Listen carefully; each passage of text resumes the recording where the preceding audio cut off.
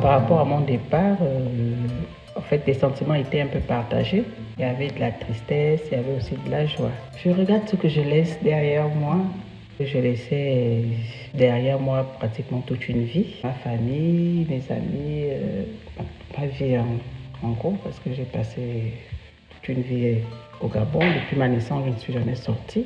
En partant, je me disais, bon, je fais un sacrifice pour le bien-être des enfants et moi-même aussi.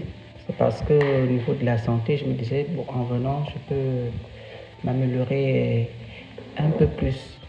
Mon intention était de quitter mon pays pour aller vivre en France avec mes enfants, euh, travailler en France, les enfants apprennent là-bas.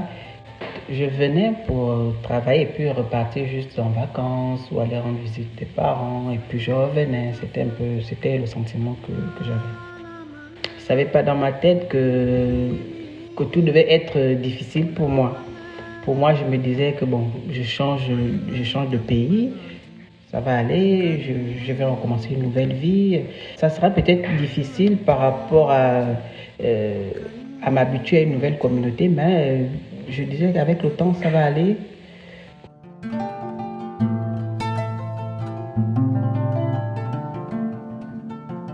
Mais à ma grande surprise, tout était différent de mes pensées. C'était le fait d'abord, le premier coup, c'était d'abord de me retrouver seul avec les enfants. C'est d'abord ça la base parce que c'était pas ça le projet. En venant ici, c'est recommencer. Il faut recommencer à tout avoir. Il faut recommencer à avoir des nouveaux amis. Il faut tout. C'était vraiment un début de tout. Les enfants, oui, ça va, ils se sont adaptés. Ils ont commencé l'école et tout, mais moi, c'était dur. Et de me retrouver avec les enfants, seuls, il faut chercher à subvenir à leurs besoins. C'était tout un, c'était vraiment, c'était fort. C'était fort pour moi, d'où cette expression-là, quoi. Parce que je ne m'attendais pas, je n'avais pas ça en tête. Que ça devait être difficile pour moi. Je me suis dit, bon, je vais essayer de me rattraper en cherchant peut-être du boulot, peut-être en ayant vite des papiers pour pouvoir travailler et tout. Mais les difficultés se sont succédées, quoi. Je me retrouvais seul avec les enfants, pas de boulot, pas de papier. C'était un choc, c'était un choc. J'ai eu cette intention de retourner en traversant tout ce que j'ai pu traverser comme difficulté. J'ai eu cette intention, mais ce sont mes enfants qui m'ont retenu.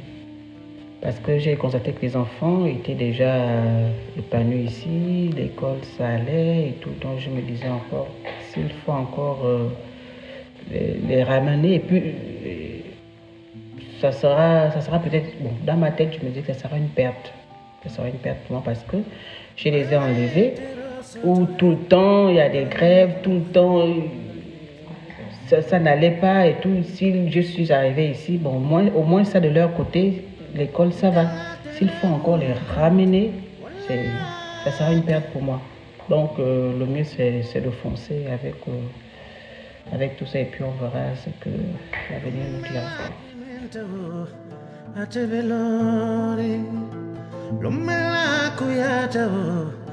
Ce sont les enfants qui ont fait en sorte que je persiste jusqu'à présent.